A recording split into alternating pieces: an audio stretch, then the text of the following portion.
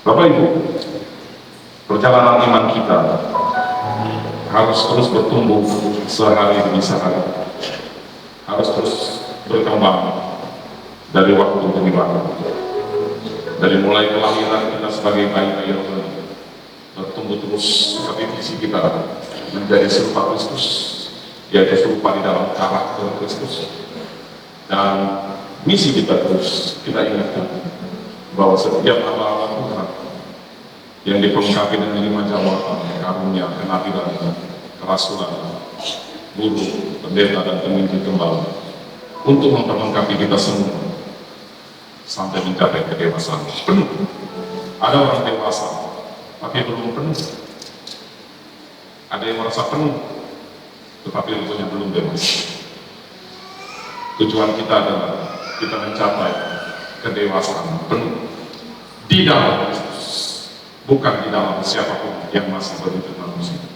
Mari kita bangkit berdiri, kita akan buka ayat kita di dalam Yohanes pasal yang ketiga, ayat yang sangat terkenal sebagai batu loncatan untuk seluruh rangkaian khotbah pada hari pagi ini. Ayat yang sudah kita hafal dari sekolah minggu, ayat yang sering kita masukkan dalam quotes, status media sosial mungkin. Pasal 3 Injil Yohanes ayat yang ke-16. Sama-sama kita baca dengan suara lantang dan keras. Yohanes pasal 3 ayat yang ke-16. Sama-sama kita baca. 2, 3. Karena begitu besar kasih Allah akan dunia ini, sehingga Dia telah mengaruniakan anaknya yang tunggal, supaya setiap orang yang percaya kepadanya tidak binasa, melainkan beroleh hidup yang kekal. Silakan dulu. Bapak Ibu mungkin mengingat ayat ini, ini kenapa ayat ini sudah sangat simpel sekali harus disampaikan. Saya percaya ayat ini muncul di Alkitab bukan soal simpel atau tidak simpel,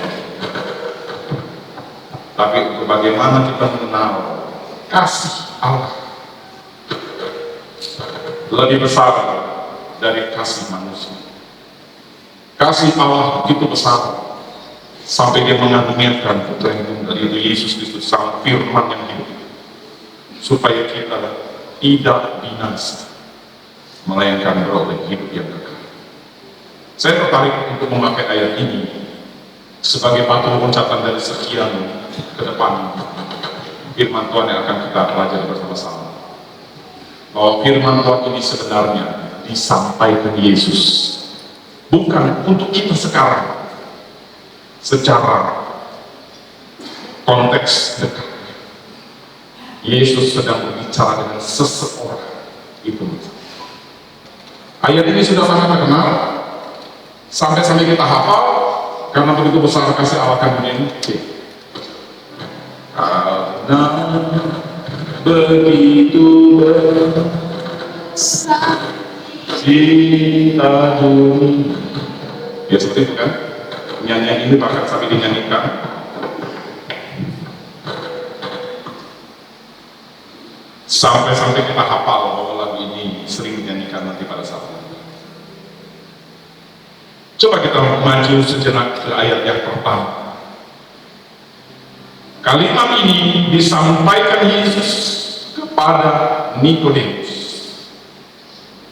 Siapa Nikodemus? Minggu lalu saya sudah spill. Dia salah satu dari rekan satu kumpulan yang bernama Sanhedrin, orang Farisi, pemimpin agama Yahudi, dan bagian dari mahkamah agama. Minggu lalu kita sebut Yusuf dari Arimatea, dan kita menjadikan itu sebagai bahan renungan firman Tuhan dalam Yohanes pasal 19. Lalu muncullah Nikodemus. Nikodemus yang sama adalah Nikodemus yang di pasal 3 ini sudah muncul. Kita baca sama-sama dari ayat 1 di belakang ini. Adalah seorang Farisi yang bernama Nikodemus, seorang pemimpin agama Yahudi. Ayat 2. Ia datang pada waktu malam kepada Yesus dan berkata, Rabi, kami tahu bahwa engkau datang sebagai guru yang diutus Allah Sebab tidak ada seorang pun yang dapat menandakan tanda-tanda yang engkau adakan itu, jika Allah tidak menyertai. Saya tertarik dengan ayat ketiga. Yesus menjawab, aku berkata kepadamu, pada Nikodemus, sesungguhnya jika seorang tidak dilahirkan kembali, garis bawahi kalimat ini, sesungguhnya jika seorang tidak dilahirkan kembali, ia tidak dapat melihat kerajaan Allah.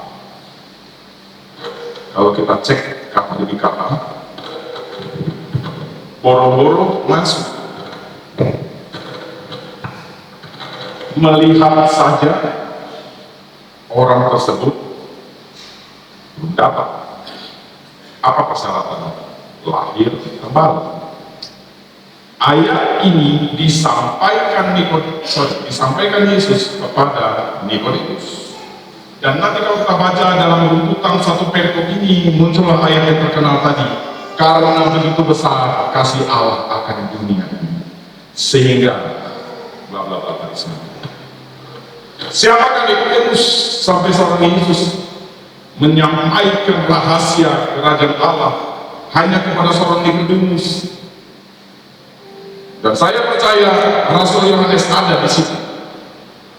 Dan Rasul Yohanes adalah saksi mata, saksi hidup yang mendengar, melihat, bahkan memegang sang firman yang hidup. Dia tuliskan Injil Yohanes di abad pertama sekitar tahun 60 sampai 80 Masehi. Dan dia menulis ini bukan kata orang. Dia mendengar langsung percakapan Yesus kepada Nikodemus. Dan inilah ayat-ayat yang sangat terkenal yang sering dibahas kita. Ayat 3 berkata, bisa ditampilkan, Yesus menjawab, katanya, aku berkata kepadamu, sesungguhnya jika seorang tidak dilahirkan kembali. Bapak Ibu, ini sesuatu pesan yang menarik sekali. Bahasa Indonesia disebut jika seseorang tidak dilahirkan kembali. Bapak Ibu kalau punya waktu, cek bahasa Inggris, New English Translation. Di situ disebutkan bahwa dalam terjemahan Inggris, Jesus replied, I tell you the solemn truth, unless a person is born from above. Terjemahan baru, terjemahan lama, terjemahan Indonesia, bahasa Indonesia masa kini, firman Allah yang hidup, terjemahan sederhana Indonesia, tidak menyebutkan lahir dari atas. Tapi New English Translation jelas, unless a person is born from above. Makna kelahiran kembali bukan berarti kita masuk kembali ke rahim mama seperti sangkanya Nikodemus. Masakan aku yang sudah tua ini kembali masuk dalam rahim ibuku? Yesus bilang, kamu kan seorang guru ya, kok hal begini aja tidak paham?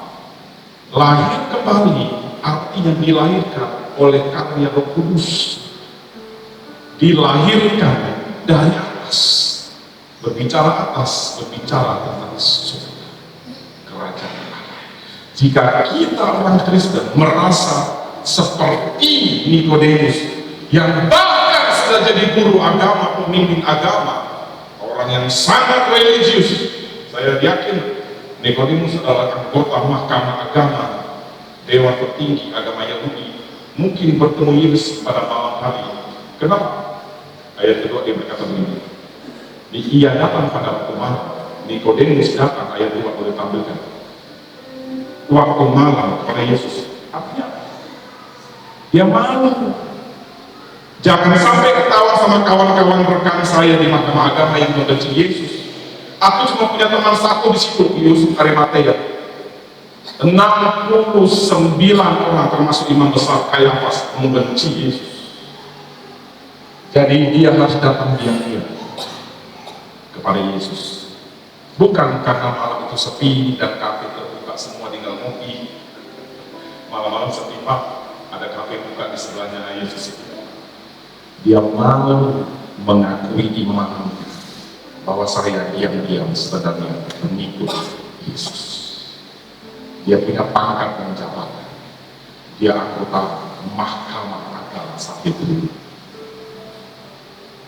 Pasal 3, perjalanan iman Nikodemus, masih perjalanan iman yang seperti malu-malu, ragu-ragu, takut-takut. Ada seorang gubernur kita yang sejak menjabat lagi, dia selalu berkata ini, kalau takut jangan berani-berani, kalau berani jangan takut-takut. Nikodemus malu, makanya dia datang malam-malam. Mungkin dia lihat kiri kanan itu aman. Kalau dia bawa sopir, dibawa tidak aman bos. Kita lihat, guru Yesus sudah di sini.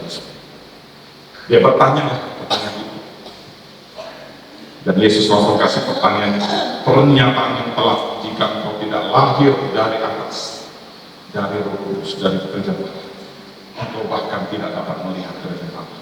Itu sebenarnya pernyataan ini sangat keras.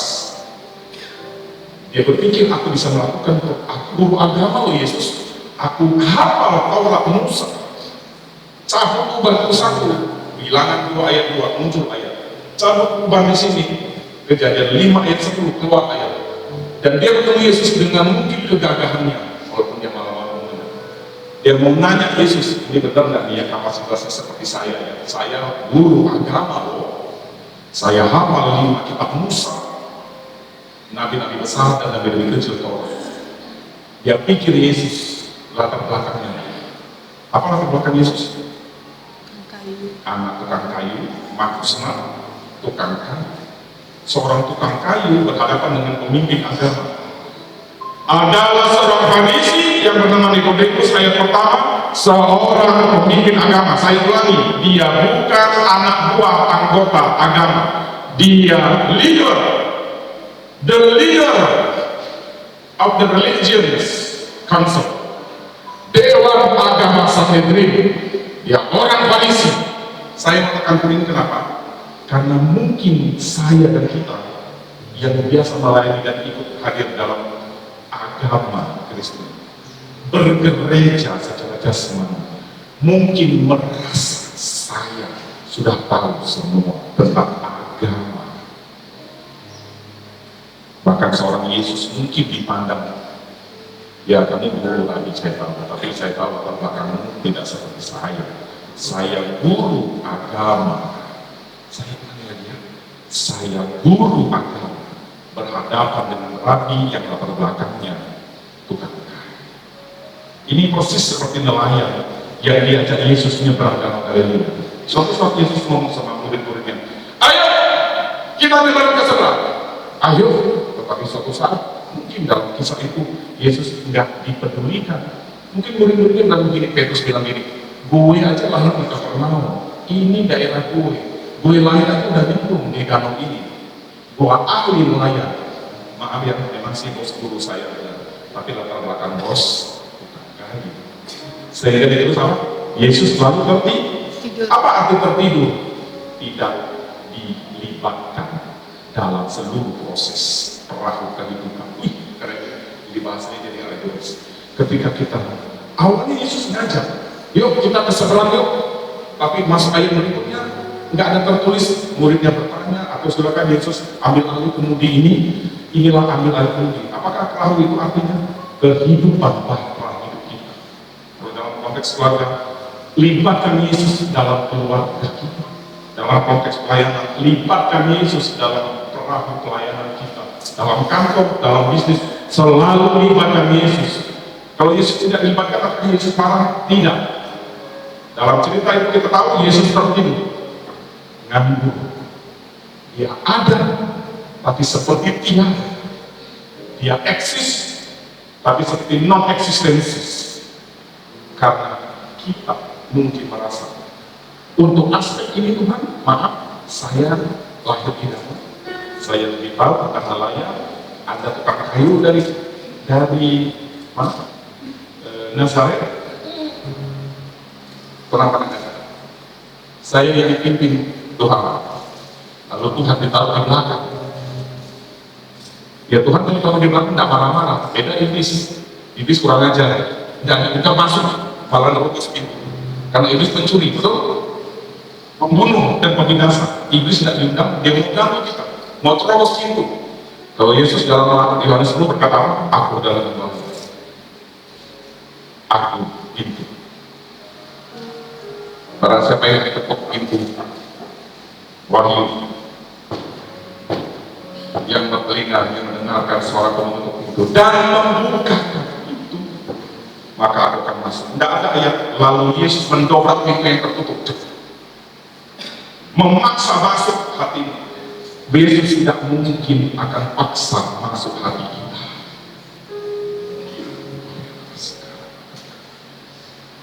Hati kita yang harus mengalami kelahiran baru. Katakan amin. Mengundang Yesus, melibatkan Yesus. Tuhan, kalau Tuhan jadi andalanku,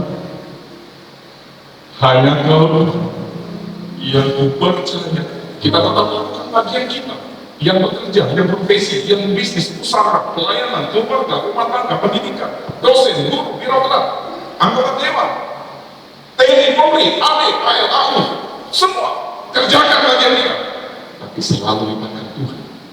Amin. Untuk Dia mengontrol hidup kita. Ketika Yesus tidak dilibatkan, apa yang terjadi pada perahu nelayan? Sekawan kanan danau bergejolak, angin duduk.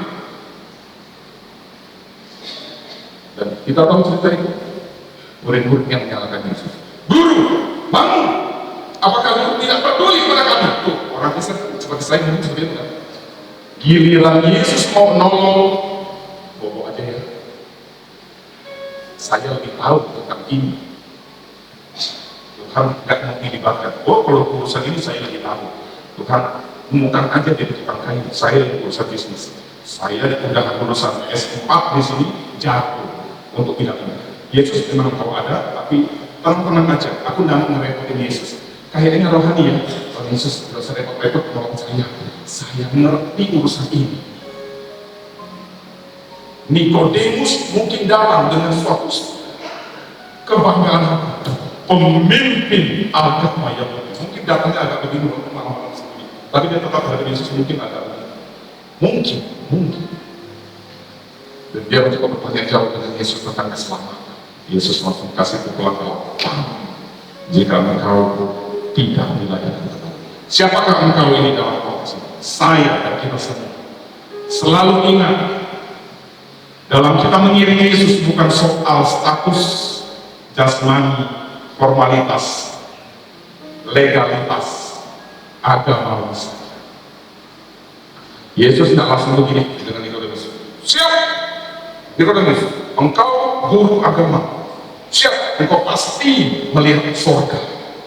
Dan engkau pasti masuk surga, bangku paling depan. Ayat 3 langsung telah. Aku berkata kepadamu, lihat di bawah Yesus. Oke, dia memang seorang tukang kayu, tapi dia Tuhan. Aku berkata kepadamu, sesungguhnya jika seorang tidak dilahirkan kembali, bahasa Inggrisnya tidak dilahirkan dari atas, dilahirkan dan kelahiran rohani dikerjakan oleh Roh Kudus dan firman. Berapa banyak kita jadi orang Kristen puluhan tahun kita belum mengalami Kristus? Jujur saja, itu pertanyaan benar saya juga. Ketika saya melayani seperti ini, apakah kami mengalami jalan Roh Kudus dan sedang berada di dalam karya Roh Kudus, atau hanya mengerjakan sebagai agamawi saja seperti robot? Hari Minggu khotbah, pulang. Hari Minggu ibadah, kolektor, pulang. Hari Minggu main musik, saya sudah main musik dari tahun 85 sampai sekarang. Kalau diizinkan, cuma tidak diizinkan lagi, maka kalau harus main musik lagi biar kami siap.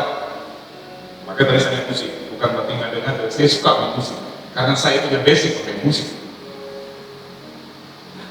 Apakah berarti kami di sini sudah pasti mengalami Tuhan? Pertanyaan itu saya tidak bisa menjawab. Bahkan kekeringan rohani bisa terjadi ketika kita merasa status dan keberadaan kita ada seperti dekat Tuhan.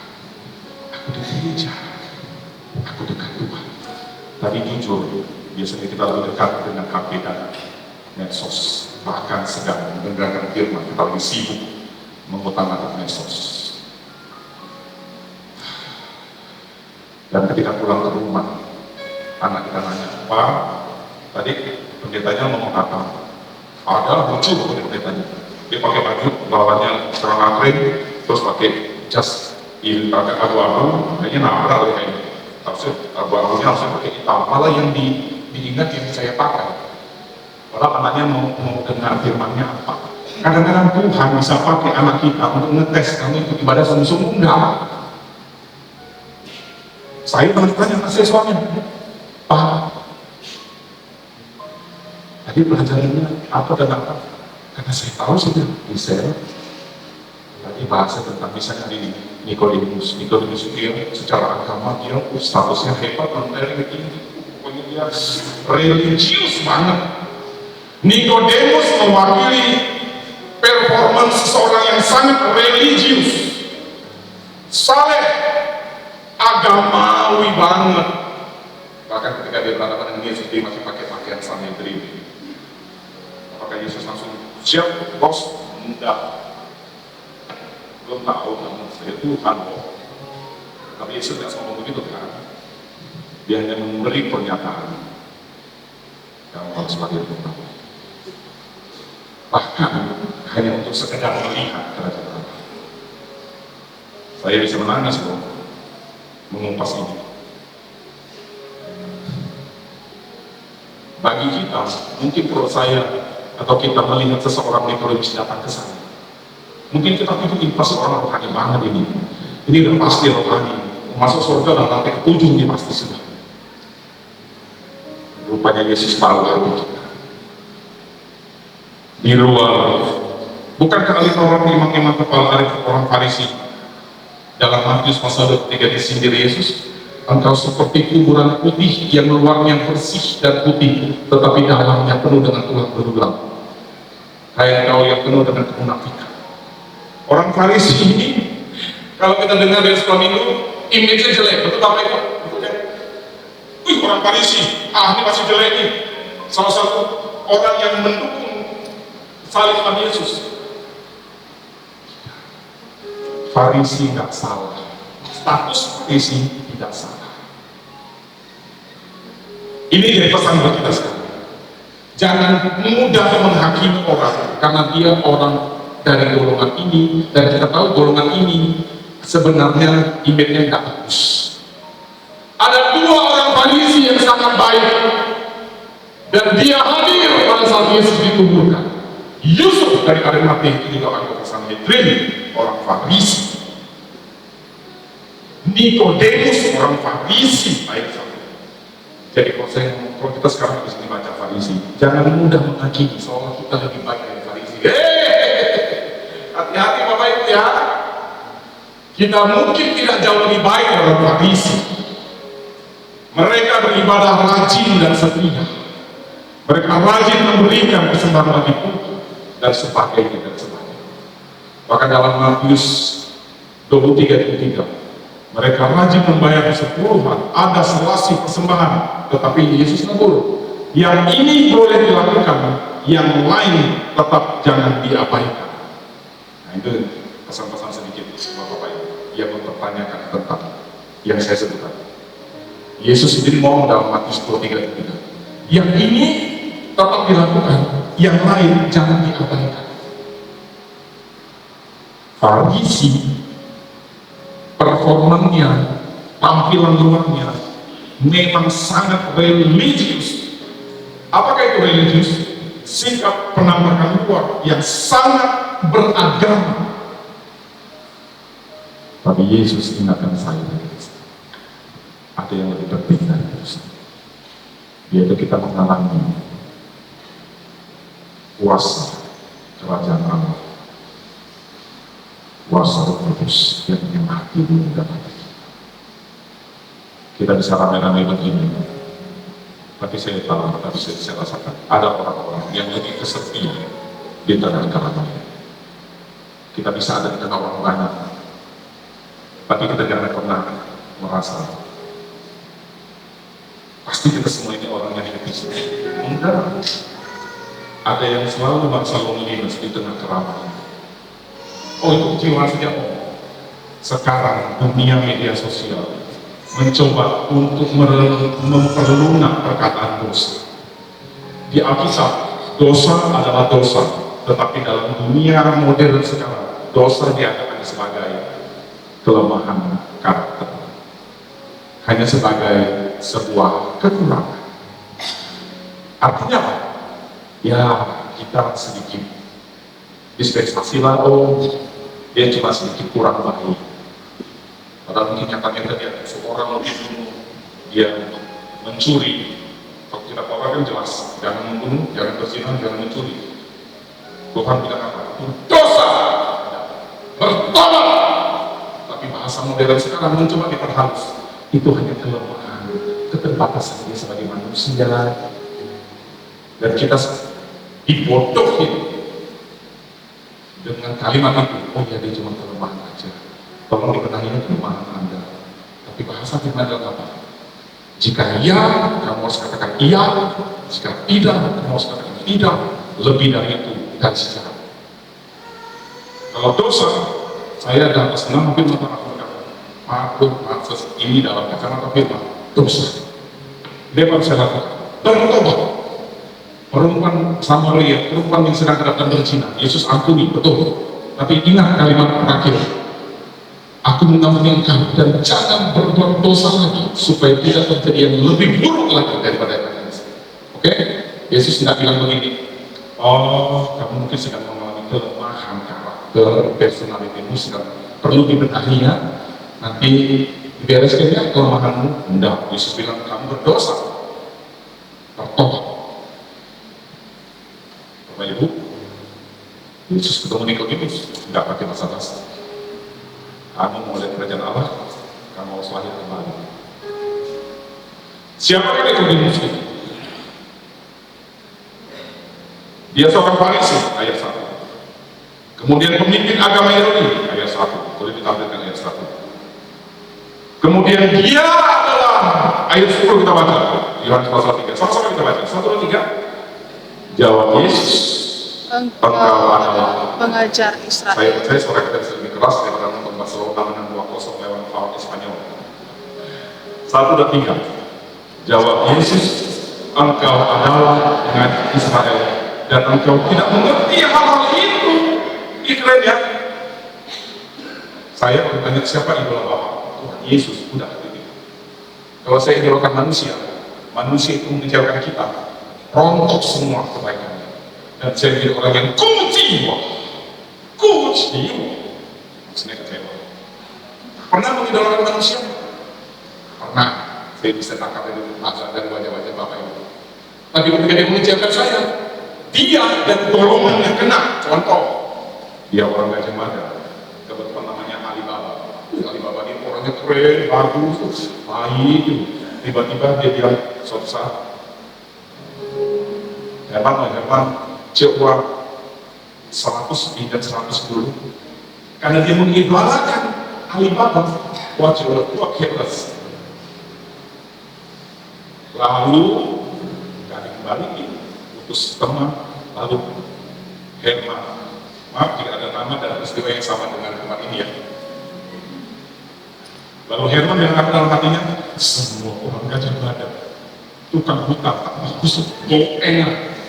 Pernah seperti itu kita melalui orang langsung golongannya kena? Pernah?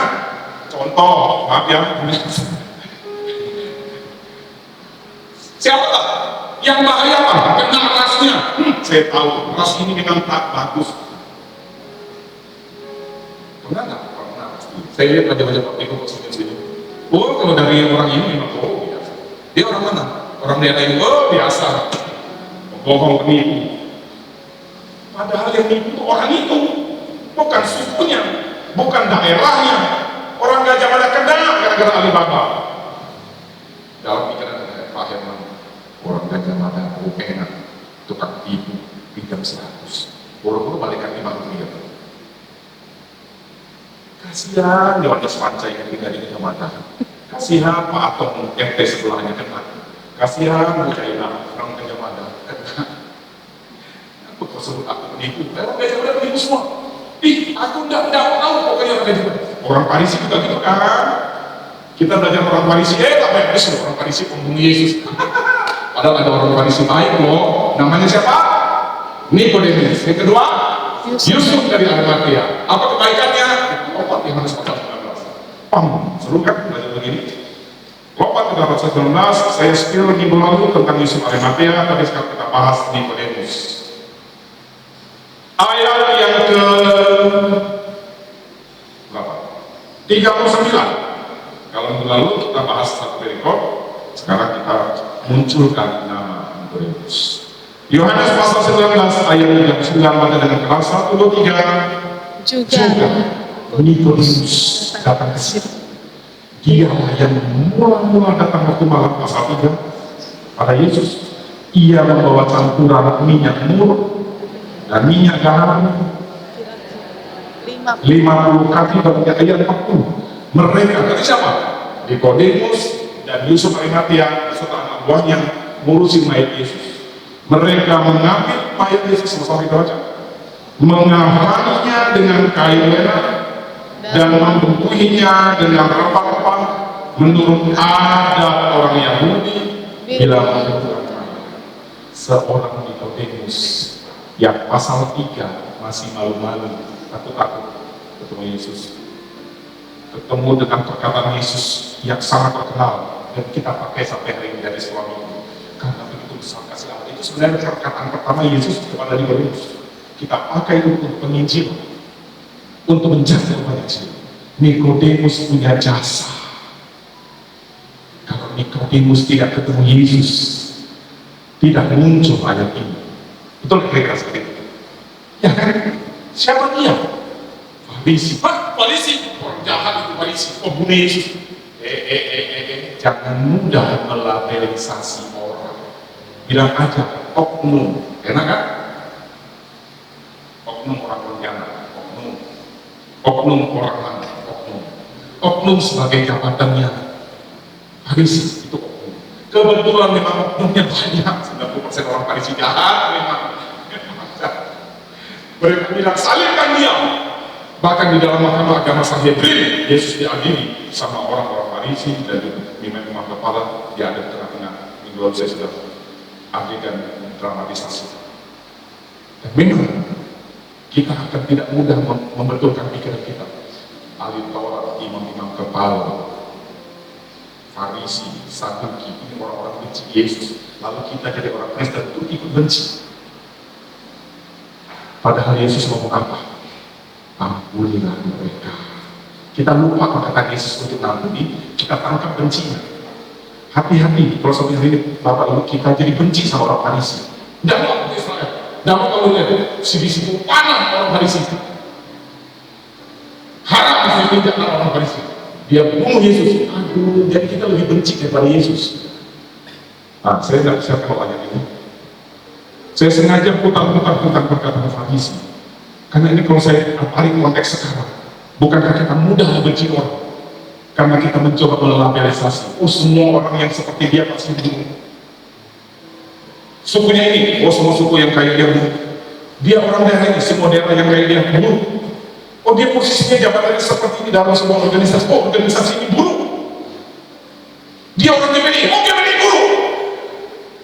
Dia berada di mana? DPD. Waduh, pantesan. Kata Pak Herman tadi kembali lagi kepada Alibaba kita jadi DPD. Oh semua orang DPD bunuh. Tukang hutang semuanya. Sakit hati. Doakan saja ya. Bukankah melabelisasi orang itu menjadi sebuah hal yang biasa dalam dunia modern? Terlebih kita dibanjiri dengan media sosial. Bapak Ibu perhatikan, mereka ini yang menciptakan teknologi media sosial sudah belajar yang namanya ilmu neurolinguistic programming. Ketika sebuah berita ditonton sampai ratusan kali, berita salah pun kita benar. Ini ide dari Hitler. Sebarkan berita bohong beribuan kali kepada orang yang sama, maka dia akan berkata ini berita benar. Makanya hati-hati anak-anak muda kita semua, Bapak Ibu, siapapun saya kita, untuk menyaring semua informasi dari media sosial. Kita merasa media sosial sudah kabarkan semua jadi viral, dan itu menjadi sebuah kebenaran. Saya nggak tahu kenapa saya harus sebut ini. Bunuh diri sekarang pun jadi kayaknya kita pikir itu sesuatu yang hak, ya karena dia mungkin udah kelemahan karakter dia. Ini sebagai kelemahan karakter, itu dosa itu setan yang bikin. Tidak ada dari makhluk surga yang menyuruh orang bunuh diri. Itu setan yang menyuruh. Dan Yesus dipatahkan. Kalau ada mungkin, saya tidak tahu harus seperti itu. Karena beban berat menghadapi persoalan hidup. Bunuh diri. Kebetulan bunuh diri dibahas di medsos sebagai sebuah cara untuk melepaskan tekanan. Waktu dasar setan, penipu, pembohong, bapak segala macam. Ini hanya kelemahan psikologis saja. Kita terapi saja.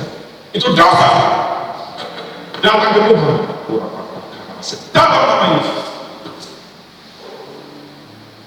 Tidak semua masalah karena keterbatasan psikologis.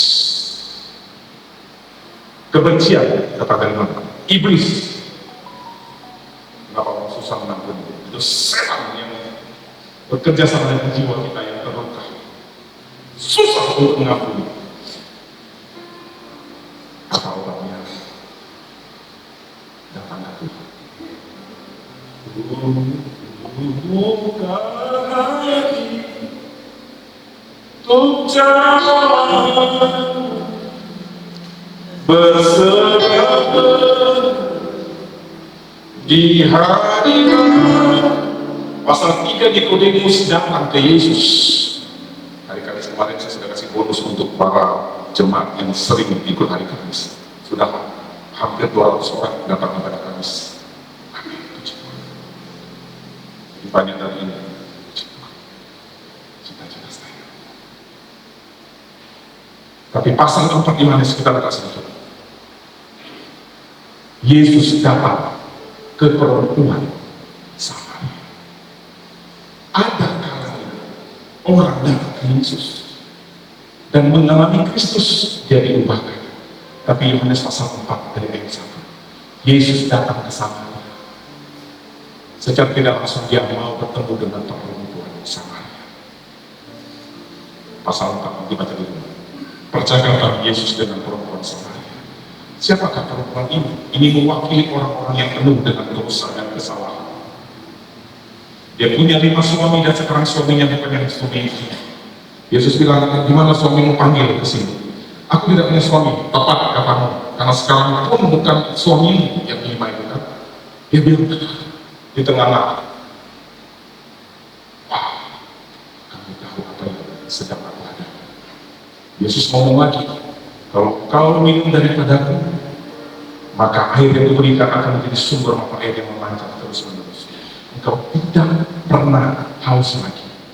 Kalau Yesus ngomong tidak selalu konteksnya jasmani, itu air sukacita, sejahtera dan tulus.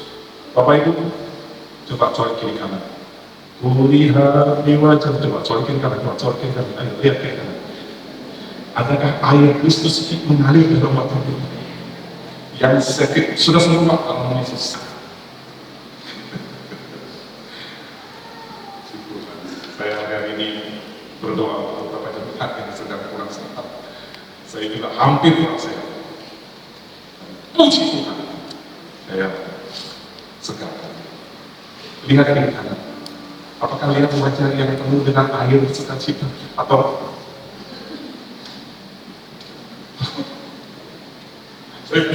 banyak orang saya ikut ketawa loh. Bukan menertawakan Bapak Ibu ya. Saya di sini lagi lihat Bapak Ibu loh. Saya orangnya nggak GR, Bapak Ibu lihat. Lihat makin senang saya. Nah, saya lihat Bapak Ibu. Ada kan orang yang nggak usah terbang, kamu harus belajar dulu. Bapak Ibu lihat saya, semakin saya mau lihat. Halo Ibu Nuri. Senyum nggak biasa. Bapak Ibu perhatikan ya. Kalau kita senyum, lawan bicara kita jadi senyum, betul ya? Kalau kita buka gini, kita mau senyum jadi gini. Aku ini orang marah-marah ini macam kau yang bisa marah. Aku bisa jadi galak dari kau. Betul nggak kira-kira? Betul nggak kira-kira? Bagaimana kita menjadi berkat bagi banyak orang? Simpel sebenarnya. Tunjukkan wajah Kristus di wajah kita. Katakan amin. Amin. Itu orang-orang di Indonesia. Dari situ orang akan kok aku lihat wajahmu glowing sih? Padahal aku tahu kamu hanya pakai bedak baby, bedak nyonya, bedak nyonya, bedak nyonya. Apa itu yang zaman udah lama pasti tahu itu bedak nyonya. Saya ini pakai bedak my baby, harganya berapa? 15.000. Saya bukan bedak dari Singapura, dari Los Angeles, San Francisco, mudah-mudahan bisa ke sana. My baby. Saya reuni dengan kawan-kawan SMP. Apa baca? Kenapa baca kau makin muda? Tuhan Yesus berkati naik. Enak kan? Jadi bersaksi kan? Wajah muka kau nggak tua-tua ya? Malah makin muda. Mau tahu hasilnya? Mau? Bro, Tuhan Yesus ada di hatiku, dan dari hatiku memancar air kering. Sehingga orang yang melihat wajahku, kulihat di wajahku, tunjuk kiri kanan, kemuliaan wajahmu, ku kasih. Karena kita memancarkan kemuliaan Bapa, kita jadi mengasihi orang. Tapi kalau ada benci, dendam, kepaitan, dendam, kamu lagi malah ya, dendam, makanya melotot. Wajahmu dan tindakanmu sejuta lebih keras dari kalimatmu. Saya tidak perlu nanya apa sejuk, tidak usah. Cukup dengan paras wajah. Terakhir, kembali ke konteks Nikodemus. Artinya, pasal 3 Nikodemus baru takut-takut ikut Tuhan, menjadi murid rahasia. Kita lompat ke pasal 19, dia menjadi pahlawan iman. Dia mengalami pertumbuhan dari orang yang awalnya takut-takut, malu-malu, ketawa-tawa, sampai dia menjadi orang yang ditulis oleh Alkitab. Dialah yang membawa minyak gaharu, minyak mur, rempah-rempah dan kainan. Saya akan kasih tahu makna rohaninya. Kain lenan ada di Wahyu, bicara tentang perbuatan-perbuatan yang benar dari orang-orang kudus. Jadi dia mengafani Yesus dan tubuh Yesus. Ingat, tubuh Yesus. Perhatikan, saya ulangi ya perkataan ini ya. Mengafani dengan kain lenan tubuh Kristus. Siapakah tubuh Kristus zaman sekarang? Yesus kepala dan kita sesama tubuh Kristus. Kita saling menopang, mengafani dengan kain lenan. Yuk kita hidup benar di dalam kekudusan. Aku susah.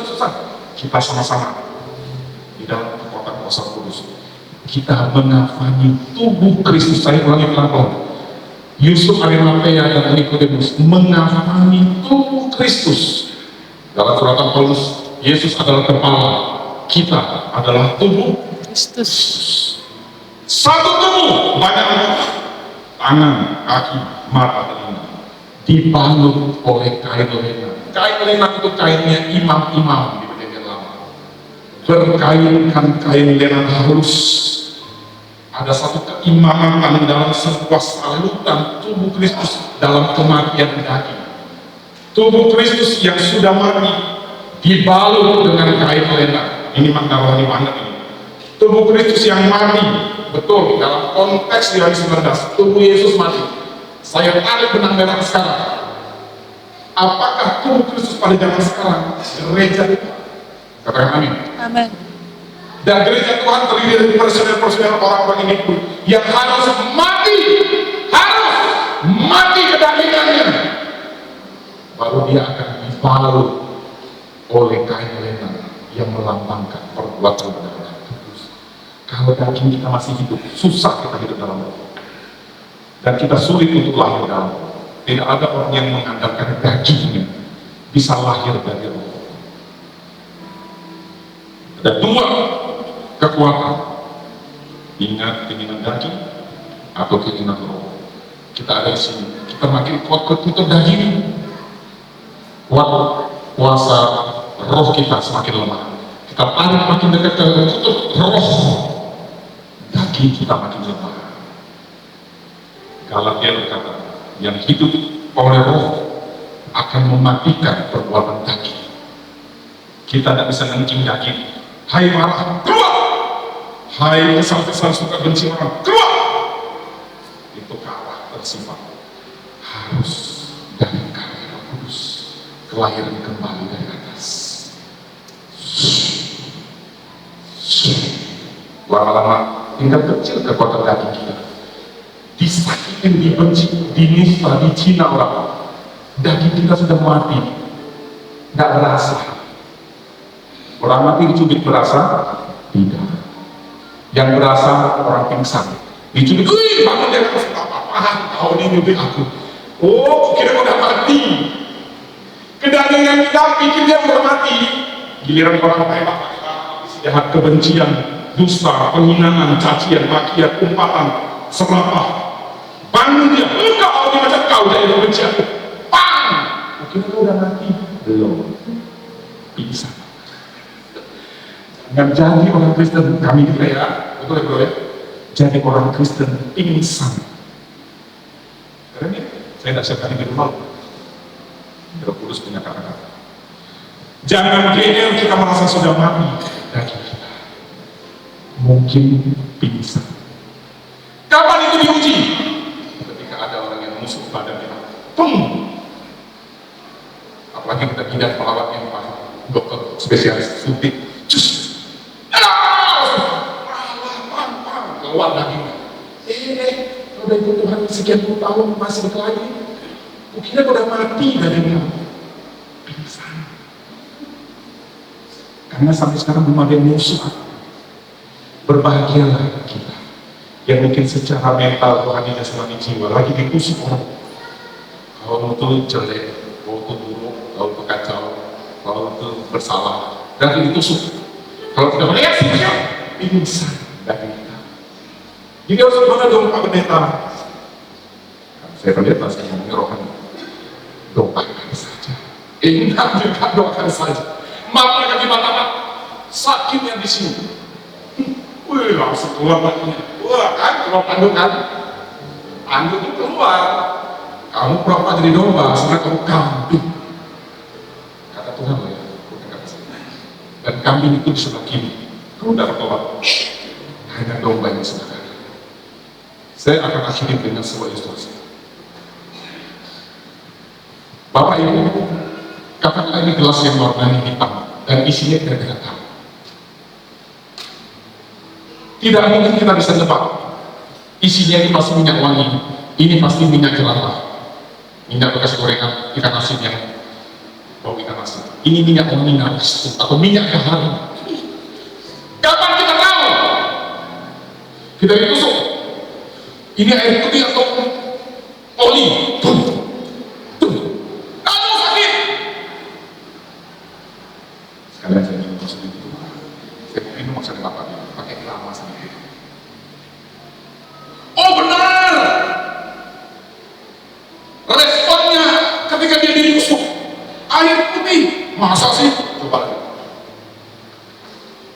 Benar. Kapan pengujian ini air putih atau oli? Tusuk. Nggak enak.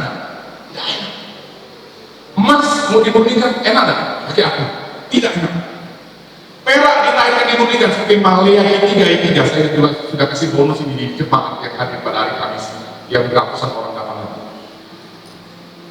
Enak nggak? Nggak enak. Tapi hasilnya apa? Dia semakin murni. Kalau emas dan perak semakin murni, apa yang terjadi? Semakin bernilai. Emas 18 karat, harganya beda dengan emas dari Jawa, betul. Ketawa orang Jawa.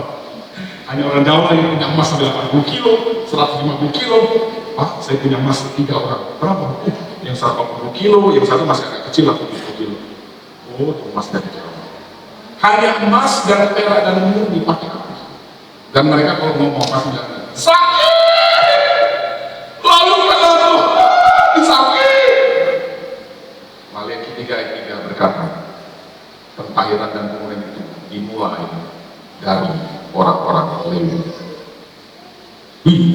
Orang Lewi seperti kita nih, para hamba-hamba Tuhan, para pelayan Tuhan minta aktif kita dimurnikan. Tapi saya senang ketika perak dimurnikan, ilustrasinya gini, seorang pergi ke tempat pemurnian perak. Pak, cara memurnikan perak gimana? Gini lah, Pertama-tama kita taruh ini pakai gagang, dijepit ketika gagang panggang. Katakanlah ini gagang ya, bukan saya gagang. Kita taruh di dapur tidak perak. Peraknya kena api. Oh, Mas terus berbicara dalam hatinya. Api-apinya pengujian iman. Kadang-kadang kita diizinkan Tuhan masuk dalam dapur ujian iman api. Sakit. Tapi perak dimurnikan. Yang kedua, perak itu tetap dipegang oleh sang pemurni, walaupun dengan gagal. Robert ngomong langsung dalam hatinya, terima kasih. Aku pikir waktu aku dapat masalah, kau tinggalkan aku sendirian. Tidak, kau lihat sekarang orang yang lagi melebur perak. Aku tetap memegang engkau ketika engkau sedang ketemu api pengujian imanmu. Makasih Roh Kudus, engkau ada bersamaku. Engkau ada bersama dia musik. Waktu dia nonton orang lagi melututkan, terima kasih Tuhan. Air matanya habis. Rupanya engkau tidak tinggalkan aku. Bahkan tangan si tangannya, dia bergetar karena kena api. Tuhan turut merasakan genggaman hati dan jiwamu ketika kau sudah masuk dalam dapur pengujian iman. Dia tetap memegang hidupmu. Tuhan ada di dekatmu dan bersama. Tuhan tidak pernah tinggalkan kita saat kita masuk dalam dapur pengujian. Sama-sama katakan amin.